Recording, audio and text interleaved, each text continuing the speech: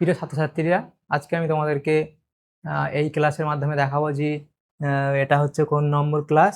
School number 1, page number 358। সেখানে বিভাগ ক, খ এবং গ এর মধ্যে যে প্রশ্নগুলো দেওয়া আছে 2026 সালের রায়মার্টিন প্রশ্নবিচিত্রার, সেখানে যে প্রশ্নগুলো দেওয়া আছে বিভাগ ক, খ এবং গ এর মধ্যে এই তিনটি বিভাগের সমস্ত প্রশ্নের উত্তর আমরা আলোচনা করবো আজকে এই ভিডিওর মাধ্যমে।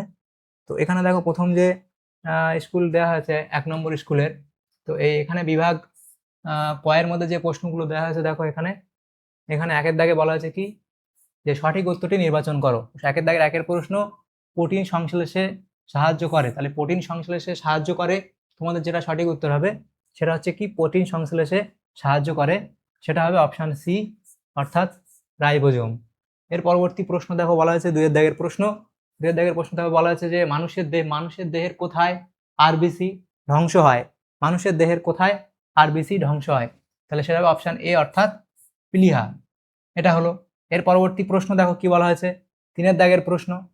তিনের দাগের প্রশ্নতে বলা হয়েছে দেখো, যে আমার দেহ নরম ও অখণ্ডিত, আমার দেহে ম্যান্টল পর্দা থাকে, আমি হলাম। তাহলে এটা কি হবে? এখানে যে অপশনগুলো দেওয়া আছে দেখো, যে মোলাস্কা, আর্থ্রোপোডা, হেমিকর্ডাটা নাকি কর্ডাটা। তো এখান থেকে সেটা সঠিক হবে, এটা হচ্ছে অপশন এ, অর্থাৎ মোলাস্কা, এটা সঠিক হবে। এর পরবর্তী যে প্রশ্ন সেটা বলা আছে দেখো, চারের দাগের প্রশ্ন। পদার্থ কোনটির কোষগুলি ঘন সন্নিবিষ্ট হওয়ায় কোষান্তর স্তর থাকে না এবং কোষগুলি বিভাজনক্ষম? তাহলে সেটা কোলেনকাইমা, প্যারেনকাইমা, স্কেলেনকাইমা নাকি ভাজক কলা? তাহলে সেটা তোমাদের সঠিক উত্তর এখানে হবে কি, এখানে ভাজক কলা, অপশান ডি হবে সঠিক উত্তর, ভাজক কলা। এর পরবর্তী প্রশ্ন বলা আছে দেখো, পাঁচের দাগের প্রশ্ন। রাইজোবিয়াম ও মটর গাছের সহাবস্থানকে বলা হয়, রাইজোবিয়াম ও মটর গাছের সহাবস্থানকে কি বলা হয়? সেটা হবে অপশান বি, অর্থাৎ মিথজীবিতা বলা হয়। এটা হলো। এর পরবর্তী প্রশ্ন দেখো, ছয়ের দাগের প্রশ্ন। বলা আছে কি, পৌষ্টিক নালীতে মুখ বিবরের পরবর্তী অংশকে বলা হয়? পৌষ্টিক নালীতে মুখ বিবরের পরবর্তী অংশকে কি বলা হয়? গ্রাসনালী, গলবিল, ক্ষুদ্রান্ত নাকি পাকস্থলী? তাহলে সেটা হবে গলবিল, অপশান বি হবে সঠিক উত্তর, গলবিল। এর পরবর্তী প্রশ্ন দেখো, বলা আছে দেখো, 7 দাগের প্রশ্ন। স্ত্রী এডিস মশা দ্বারা বাহিত একটি রোগ হলো ম্যালেরিয়া, হেপাটাইটিস, যক্ষা, আর ডি বলা হয়েছে ডেঙ্গি। তাহলে এটা এখানে সঠিক উত্তর হবে অপশান ডি, অর্থাৎ ডেঙ্গি। এর পরবর্তী প্রশ্ন দেখো, বলা আছে 8 দাগের প্রশ্ন। কোন কোষীয় শ্বসন পদ্ধতির ফলে সৃষ্ট একটি পদার্থ হলো দই? তাহলে এখানে যে অপশনগুলো আছে দেখো, কি বলা হয়েছে? সবাত শোষণ, অবাত শোষণ, পোল সন্ধান নাকি ল্যাকটিক অ্যাসিড সন্ধান? তাহলে সেটা হবে অপশান ডি, অর্থাৎ ল্যাকটিক অ্যাসিড সন্ধান, এটা হবে। এর পরবর্তী যে প্রশ্ন দেখো, নয়ের দাগের প্রশ্ন। প্রদত্ত কোন প্রাণীটি বহিঃপরজীবী হিসেবে পোষকের দেহে থাকে? অ্যামিবা, উকুন, চ্যাপ্টা কৃমি নাকি গোল কৃমি? তাহলে এখানে তোমাদের যে সঠিক উত্তর হবে সেটা হবে অপশান বি, অর্থাৎ উকুন। এর পরবর্তী যে প্রশ্নটা আছে দেখো, বলা হয়েছে 10 দাগের প্রশ্ন। সেটা বলা হয়েছে কি, কোন পর্ব বা শ্রেণীভুক্ত প্রাণীর দেহ শুষ্ক বহিতকীয় আঁশ দিয়ে ঢাকা থাকে? তাহলে সেটা এখানে হবে কি, সরীসৃপ। অপশান সি হবে সঠিক উত্তর, সরীসৃপ। এর পরবর্তী যে প্রশ্নগুলো আছে দেখো, পরবর্তী প্রশ্নগুলো বলা আছে দেখো, 11 দাগের প্রশ্ন। প্রদত্ত কোন রোগের ক্ষেত্রে টনসিল ফুলে ব্যথা হয়, খাবার গিলতে কষ্ট হয়? তাহলে এখানে টিটেনাস, ডিপথেরিয়া, ম্যালেরিয়া আর হেপাটাইটিস। এখান থেকে তোমাদের সঠিক উত্তর হবে কি, ডিপথেরিয়া। তাহলে অপশান বি হবে সঠিক উত্তর, ডিপথেরিয়া। এর পরবর্তী প্রশ্ন দেখো, বলা হয়েছে 12 দাগের প্রশ্ন। 12 দাগের প্রশ্নতে কি বলা হয়েছে দেখো, 12 দাগের প্রশ্নতে বলা হয়েছে যে রক্তদঞ্চনে সাহায্য করে অণুচক্রিকা, আরবিসি, নিউট্রোফিল নাকি ইওসিনোফিল? তাহলে সেটা তোমাদের সঠিক উত্তর কোনটা হবে? এটা হবে তোমাদের অণুচক্রিকা। তাহলে সঠিক হবে অণুচক্রিকা, অপশান এ। এর পরবর্তী প্রশ্ন বলা আছে দেখো, প্রদত্ত কোন জোটটি সঠিক? এখানে যে জোটগুলো দেওয়া আছে তার মধ্যে কোন জোটটি সঠিক? সেটা হবে এবং টিনোফোরা আর কোলোব্লাস্ট। তাহলে অপশান বি হবে সঠিক উত্তর। এর পরবর্তী প্রশ্ন দেখো, 14 দাগের প্রশ্ন। কোন স্বাধীনজীবী ব্যাকটেরিয়া নাইট্রোজেন স্থিতিকরণে সাহায্য করে? এখানে যে অপশনগুলো দেওয়া আছে সেখান থেকে তোমাদের সঠিক উত্তর হবে কোনটা? এটা হবে অপশান এ, অর্থাৎ অ্যাজোটোব্যাক্টর। তার পরবর্তী প্রশ্ন বলা আছে দেখো, 15 দাগের প্রশ্ন। কোন জীবে পতঙ্গভুক পুষ্টি দেখা যায় না?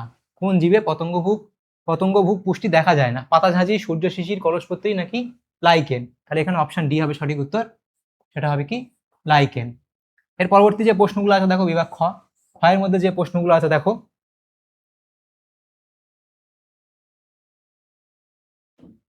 ক্ষয়ের মধ্যে যে প্রশ্নগুলো এখানে আছে দেখো, এখানে প্রথম প্রশ্ন বলা আছে দেখো, ক্ষয়ের মধ্যে যে প্রশ্ন, যে প্রদত্ত 26টি প্রশ্ন থেকে নির্দেশ অনুসারে 21টি প্রশ্নের উত্তর দাও। তো প্রথম প্রশ্ন কি বলা আছে দেখো, শূন্যস্থান পূরণ করো যে কোনো 5টি। তো 2 এর দাগের 1 এর প্রশ্ন, কোষ বিভাজনের সময় সেন্ট্রিওল ড্যাশ গঠন করে। কোষ বিভাজনের সময় সেন্ট্রিওল ড্যাশ গঠন করে, তাহলে হবে কি বেমতন্তু গঠন করে। তাহলে এটা হবে কি বেমতন্তু গঠন করে, বেমতন্তু, বেমতন্তু গঠন করে। এর পরবর্তী প্রশ্ন কি বলা আছে দেখো, 2 এর দাগের প্রশ্ন, বৈজ্ঞানিক নাম সবসময় ড্যাশ ভাষায় লেখা হয়। তাহলে বৈজ্ঞানিক নাম সবসময় ল্যাটিন ভাষায় লেখা হয়, ল্যাটিন ভাষায় লেখা হয়। এর পরবর্তী প্রশ্ন 3 এর দাগে বলা আছে কি, বিজাতীয় জীবাণু দেহে প্রবেশ করলে ড্যাশ সৃষ্টি হয়। তাহলে কি হবে, এখানে কি সৃষ্টি হয়, অ্যান্টিবডি সৃষ্টি হয়। তাহলে এটা হবে অ্যান্টিবডি সৃষ্টি হয়, অ্যান্টিবডি সৃষ্টি হয়। এর পরবর্তী প্রশ্ন বলা আছে দেখো, 4 এর দাগের প্রশ্ন, কানের নিচে অবস্থিত লালা গ্রন্থির নাম হলো ড্যাশ গ্রন্থি। কানের নিচে অবস্থিত, তাহলে সেটা হবে কি প্যারোটিড গ্রন্থি, প্যারোটিড গ্রন্থি, প্যারোটিড গ্রন্থি। এর পরবর্তী প্রশ্ন দেখো, 5 এর দাগের প্রশ্ন, এখানে বলা আছে সরীসৃপেরা ঠান্ডার সময় ড্যাশ যায়, ঠান্ডার সময় ড্যাশ যায়। তাহলে কি হবে, শীত ঘুমে যায়, ঠান্ডার সময় শীত ঘুমে যায়। এর পরবর্তী প্রশ্ন কি বলা আছে দেখো, বন ধ্বংসের ফলে পৃথিবীর উষ্ণতা, বন ধ্বংসের ফলে পৃথিবীর উষ্ণতা কি হবে, বন ধ্বংসের ফলে পৃথিবীর উষ্ণতা ড্যাশ হবে। তাহলে কি হবে, বৃদ্ধি পাবে। পৃথিবীর উষ্ণতা কি হবে, বৃদ্ধি পাবে, বৃদ্ধি পাবে। এর পরবর্তী প্রশ্ন কি বলা আছে, 7 দাগের প্রশ্ন, সবাত শোষণ ড্যাশ অক্সিজেনের উপস্থিতিতে হয়। তাহলে সবাত শোষণ কি মুক্ত অক্সিজেনের উপস্থিতিতে হয়, মুক্ত অক্সিজেনের উপস্থিতিতে হয়। তাহলে এটা হলো, তাহলে এখানে যে শূন্যস্থানগুলো ছিল সেগুলো হলো। এর পরবর্তী যে প্রশ্নগুলো আছে দেখো, পরবর্তী প্রশ্নগুলো কি বলা আছে দেখো, 3 এর দাগের প্রশ্ন, 3 এর দাগে বলা আছে সঠিক বাক্যের পাশে টিক চিহ্ন দাও এবং ভুল বাক্যের পাশে ক্রস চিহ্ন দাও। যে কোনো 5টি প্রশ্নের উত্তর করতে বলা আছে। প্রথম প্রশ্ন কি বলা আছে দেখো, যে ত্বকে অবস্থিত সিবেসিয়াস গ্রন্থির মাধ্যমে ঘাম নিঃসৃত হয়। এটা কি বলা হয়েছে, এটা এখানে ভুল বলা হয়েছে। এর পরবর্তী প্রশ্ন বলা আছে দেখো দেখো, প্লান্টি রাজ্যের সদস্যরা বিয়োজক হিসেবে কাজ করে। প্লান্টি রাজ্যের সদস্যরা বিয়োজক হিসেবে কাজ করে, এটা এখানে তোমাদের ভুল বলা হয়েছে, এটাও ভুল বলা হয়েছে। এর পরবর্তী যে প্রশ্ন দেখো, 3 এর দাগের প্রশ্ন, 3 এর দাগের প্রশ্নটা কি বলা আছে দেখো, অবিশ্রবণ এক প্রকার সক্রিয় পরিবহন পদ্ধতি। অবিশ্রবণ এক প্রকার সক্রিয় পরিবহন পদ্ধতি, এটাও এখানে ভুল বলা হয়েছে। এর পরবর্তী যে প্রশ্ন বলা আছে কি, ভ্যাকসিন শব্দটি ল্যাটিন শব্দ ভ্যাকা থেকে এসেছে। ভ্যাকসিন শব্দটি ল্যাটিন শব্দ ভ্যাকা থেকে এসেছে, এটা এখানে তোমাদের সঠিক বলা হয়েছে। এরপরে 5 এর দাগের প্রশ্ন বলা আছে দেখো, যে যক্ষা রোগের জীবাণুটি এক ধরনের ভাইরাস। যক্ষা রোগের জীবাণুটি এক ধরনের ভাইরাস, তাহলে এটা কি ঠিক বলা হয়েছে না ভুল, এটা ভুল বলা হয়েছে। এর পরবর্তী প্রশ্ন বলা আছে দেখো, বিভিন্ন প্রজাতির মধ্যে আন্তঃসম্পর্কের ভিত্তিতে একাধিক খাদ্য শৃঙ্খল পরস্পরের সঙ্গে যুক্ত হয়ে খাদ্যজাল তৈরি করে, এটা এখানে সঠিক বলা হয়েছে। তাহলে এটা তোমরা টিক দেবে। এর পরবর্তী প্রশ্ন দেখো, 4 দাগের প্রশ্ন বলা আছে কি, এ স্তম্ভের সঙ্গে বি স্তম্ভের সম্পর্ক নির্ণয় করো। তো এখানে এ স্তম্ভ দেওয়া হয়েছে, এখানে বি স্তম্ভ দেওয়া হয়েছে। তো এখানে দেখো প্রথমে একে বলা আছে কি মোনেরা, তাহলে মোনেরা এখানে কার সাথে মিলবে, মোনেরা এখানে মিলবে কি প্রোক্যারিওটিক কোষ, ই এর সাথে মিলবে, এটা হবে প্রোক্যারিওটিক কোষ মোনেরা। তারপর দেখো 80S রাইবোজোম, 80S রাইবোজোম এটা কার সাথে মিলবে, এটা এখানে হবে ডি এর সাথে মিলবে, এটা হবে ইউক্যারিওটিক কোষ। 80S হবে ইউক্যারিওটিক কোষ, 80S রাইবোজোম এটা হবে ইউক্যারিওটিক কোষ, এটার সাথে মিলবে। এবং এর পরে দেখো যেটা আছে যে অণুজীব সার, অণুজীব সারটা মিলবে কোথায়, মাইকোরাইজা। তাহলে অণুজীব সারটা এখানে হবে, অণুজীব সার এখানে মিলবে, এর সাথে মিলবে মাইকোরাইজা। এর পরবর্তী আছে খাদ্যের বিকল্প উৎস। খাদ্যের বিকল্প উৎস এখানে দেখো, সেটা এখানে হবে খাদ্যের বিকল্প উৎস হবে মাশরুম, এখানে বি এর সাথে মিলবে মাশরুম। তারপরে যা আছে ক্রেবস চক্র, তাহলে ক্রেবস চক্র কোনটা হবে, সেটা হবে মাইটোকন্ড্রিয়া, ক্রেবস চক্র হবে সি এর সাথে মিলবে মাইটোকন্ড্রিয়া। দেখো এখানে যে প্রশ্নগুলো আছে 5 দাগের প্রশ্ন, একটি বাক্যে উত্তর দাও, যে কোনো 6টি প্রশ্ন উত্তর করতে বলা হয়েছে। প্রথম প্রশ্ন যেগুলো আছে, দ্বিতীয় প্রশ্ন, 3 নম্বর 4 নম্বর প্রশ্ন আছে, এগুলো পরের পেজে আমরা দেখব। এবং 5, 6 এই প্রশ্নগুলো আছে, তারপর বিভাগ গ আছে, সেগুলো আমরা নেক্সট পেজে আলোচনা করব।